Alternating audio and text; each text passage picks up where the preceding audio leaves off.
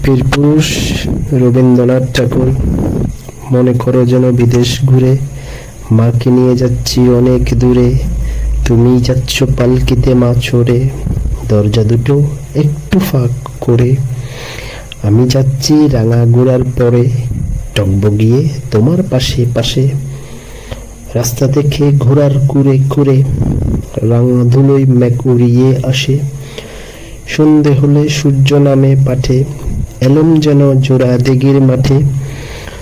ধুধু করে যেদিক পানে চাই, কোনোখানে জনমানব নাই।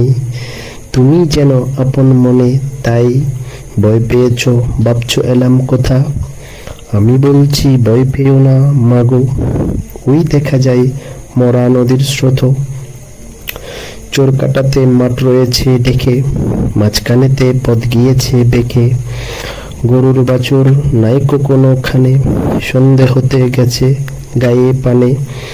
আমরা কোথায় যাচ্ছি কে তা জানে, অন্ধকারে দেখা যায় না ভালো। তুমি যেন বললে আমায় ডেকে, দিঘির ধারে ওই যে কিসের আলো। এমন সময় হারে রে রে রে, ওই যে কারা আসছে ডাক ছেড়ে। তুমি ভয়ে পালকিতে এক কোণে, ঠাকুর দেবতা স্মরণ করছো মনে। পেয়ারাগুলো পাশের কাঠ বনে, পালকি ছেড়ে কাঁপছে থরো থরো।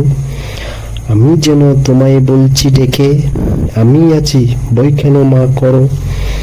রোজ কত কি ঘটে যাহা তাহা, এমন কেন সত্যি হয় না আহা। ঠিক যেন এক গল্প হতো তবে, শুনতো যারা অবাক হতো সবে। দাদা বলতো কেমন করে হবে, কুখার গায়ে এত কি জোর আছে। পাড়ার লোকে বলতো